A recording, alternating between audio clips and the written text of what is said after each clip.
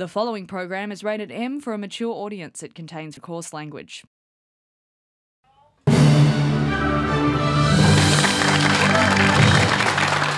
Hands down, the fight for same-sex marriage has been one of the defining issues of Australian politics this year. As we speak, the House of Reps is debating the legislation that will finally make that a reality, meaning that I, Tom Ballard, shall gain the right to marry. But I shall also lose about 45 minutes of stand-up material. Swings and roundabouts, people. Let's take a look back to how we got to this point, okay? You remember, the moment the yes vote was announced, it was electric. Yes responses, 7,817,247. I didn't do Year 12 maths. What does that mean? Representing 61.6% of clear responses. Hooray! We said yes! Fucking eventually! This guy, Australia had to wait decades for this. Mr. ABS made us wait 4 minutes and 6 seconds longer. It's not your day, numbers man! Personally, I've been fighting against marriage equality this whole time. I'm all for queer Australians having equal rights. It's just that I feared for my own personal safety. Fellas, please don't make me choose! Okay, that is depressingly inaccurate. The $100 million voluntary non-binding postal survey got the go-ahead from the High Court in September, with ballots coincidentally due back on the same day as the Melbourne Cup. Ooh! Which gay person did you get in the office sweep? Oh, Kevin Spacey. All right. So, too soon? All right, that's a shame. Just remind me, if you would, Malcolm Turnbull, why do we have to do all this again? All Australians will have their say.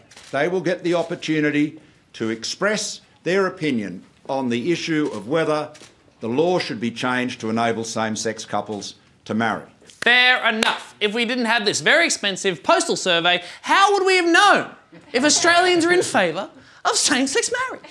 If only there was some kind of system. Perhaps some kind of opinion poll that might have shown a majority support for the issue in this country for a decade! Imagine. The No campaign tried to make it about everything but same-sex marriage. It was about safe schools, it was about parental choice or freedom of speech, which is kind of weird, because none of that was on the form. It's like they kind of made it up. Yeah, man, it's like jazz. There's a survey questions you don't hear. My favourite part of the form, though, was the bit down the bottom where they said, if you make a mistake, go to the ABS website. It's a yes or no question. If you fuck that up, maybe sit this one out, champ, okay? Democracy, you focus on not shitting your own pants. I think we all knew the campaign was going to be weird, but I think the weirdest moment, the biggest surprise, was when I realised that I like Macklemore. He was booked to perform at the NRL Grand Final, including performing his song and pro-same-sex marriage anthem, Same Love, and some people were not happy about that.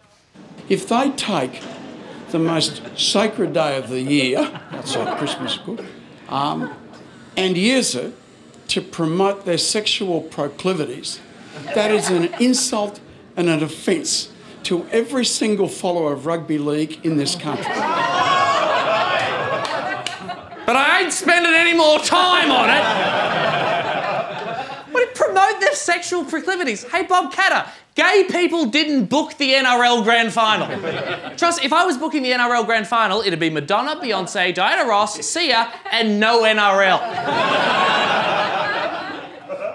That football shit is gay. Just one for me there. Minister for Immigration, Peter Dutton, he had a very balanced view on the whole issue.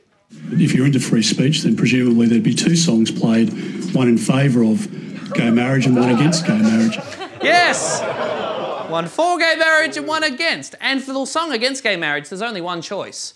Peter Dutton's breakout hit song of the summer, Dutton Against Button. Oh!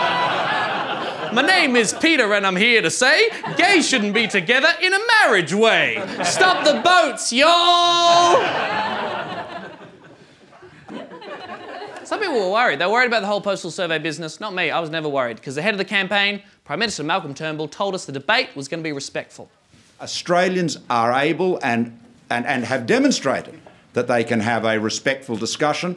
Yes, and that panned out very, very well. There's been low blows from both sides. I mean, for example, when Alan Joyce had that pie thrown in his face, we've had Tony Abbott headbutted in the face. So there's been some very low moments in this campaign. Yes, if nothing else, it was a very bad campaign for people's faces. Although the headbutter who attacked Tony Abbott, Astro Lab, aka DJ Funk Knuckle, he insisted that people missed the real message of his actions. He calls himself Astrolabe.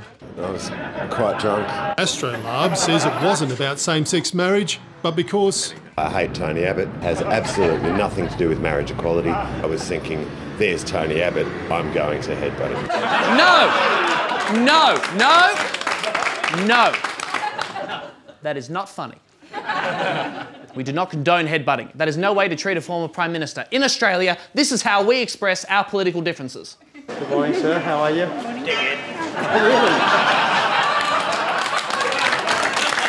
Advance Australia Fair.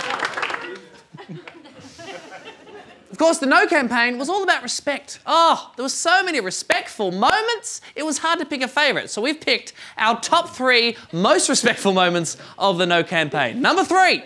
Human societies have always discriminated in deciding who can marry whom. I mean, parents can't marry their children. Children can't marry their parents. Okay, no one wants to marry their fucking parents. I don't even want to be friends with my parents on Facebook. Respectful moment number 2. Can't we just all grow a spine and grow up? I mean, the debate hasn't been that bad. Let's stop being delicate little flowers and have a proper debate. Yeah, you said it, Matt. Yeah, so what? You're a persecuted minority. Who cares? Big deal, yeah? It's not that bad. Am I right, Matt? Most likely, many of the views of people held in this room are a minority position in our society right now. I'm trying to fight to ensure we're not a persecuted minority. Yeah, suck it up, you spineless flower boy! Hey, your words, not mine. And the number 1 most respectful moment of the postal survey is... I have an affectionate relationship with my cycling mates who we go cycling on the weekends, but that's not marriage. Well, Kevin, it's not marriage, but it's certainly something. Of course, if things got too respectful for you, you could just tune it out. You know, you could log off Twitter, turn off the TV, go on a nice walk to forget about all the horrible bad things that were going on. Oh, come on! Can't we leave the fucking Sky out of this? Thankfully, in the end, the Sky was convinced by the arguments and decided to vote yes. Now, oh, typical ABC audience. Let's remember, though, there was more to this debate than yelling and headbutting. A survey of nearly 10,000 LGBTIQ people found that experience of verbal and physical assaults more than doubled in the 3 months following the announcement of the vote. Mental health service reach out saw a 20% surge in people accessing its online advice for LGBTIQ issues when the postal survey became policy. So with that shit, and the headbutting, and the yelling, there was a lot of bad juju out there. But then there was this. 61%!